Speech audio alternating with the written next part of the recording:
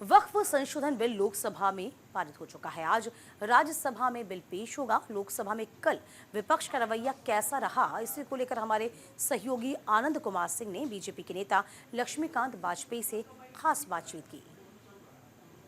लोकसभा से वक्फ संशोधन bill pass होने के बाद अब राज्यसभा में है और राज्यसभा में सरकार की क्या तैयारी है, इस पे बात करने के लिए हमारे साथ भाजपा के राज्यसभा सांसद, चीफ व्हिप और वरिष्ठ नेता लक्ष्मीकांत वाजपेयी जी हैं। सर, अब राज्यसभा की बारी है। जी, जो इतिहास लोकसभा में बनाया गया है आदरणीय प्रधानमंत्री जी के नेतृत्व में, वह इतिहास राज्यसभा में भी दोहराया जाएगा और अधिक उत्साह के साथ दोहराया जाएगा।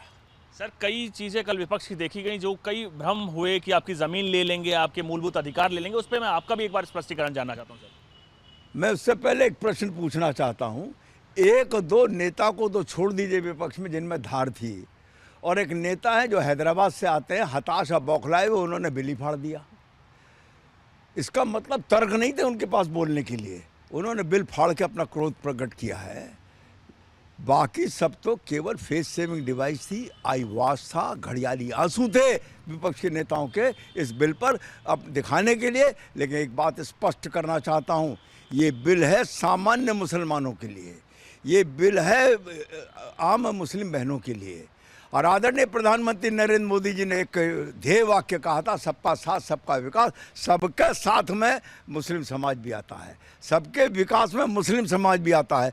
मुस्लिम समाज की वो प्रॉपर्टी जो धर्म के ठेकेदारों ने आज तक कब्जा कर रखा था, उसका दुरुपयोग अपने हित में कर रहे थे, उनसे निकालकर सामान्य मुसलमान उपयोग कर सके, इस परिस्थिति में डालने का काम हमने किया है। सर, हमने देखी है जब से आप लोग की सरकार यानी एनडीए की सरकार आई है, महिला सशक्तिकरण को कई प्रयास किए, ट्रिपल तलाक, वंदन अधिनियम बिल, अब इसमें भी जो कमेटी होंगी, 2 महिलाएं होंगी, जिसको लेकर विपक्ष विरोध कर रहा है। महिलाओं से सर क्या विरोध?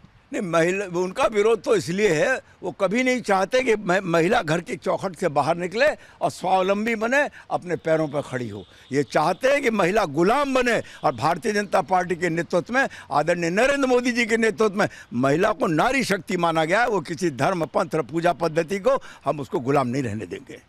आखिरी सवाल सर मेरा, उत्तर प्रदेश से आप खुद आते हैं। अखिलेश यादव ने कल एक सवाल उठाया कि राष्ट्रीय अध्यक्ष बीजेपी का कब बनेगा? आप राष्ट्रीय उपाध्यक्ष हैं उनके। सर, मैं एक बात पूछ लूं, यही तो मैं कह रहा हूं कि उनके पास धार नहीं थी, तर्क नहीं थे, केवल घड़ियाली आंसू बहाए हैं। और अब मैं अखिलेश जी का नाम ही लेना चाहता हूं। उनके भाषण के प्रारंभ से लेकर आखिरी बिंदु तक देख लीजिए, क्या वो इस विधेयक पर थे?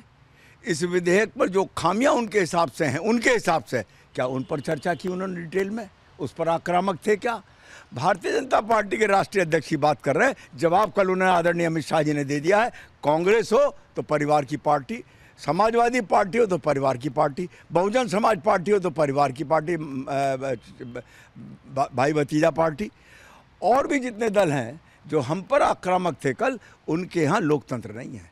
हमारे यहाँ तो प्रक्रिया पूरी होती भी आ रही है, और इस सदन का सत्र निपटने से राष्ट्रीय अध्यक्ष भी हमको मिलेगा।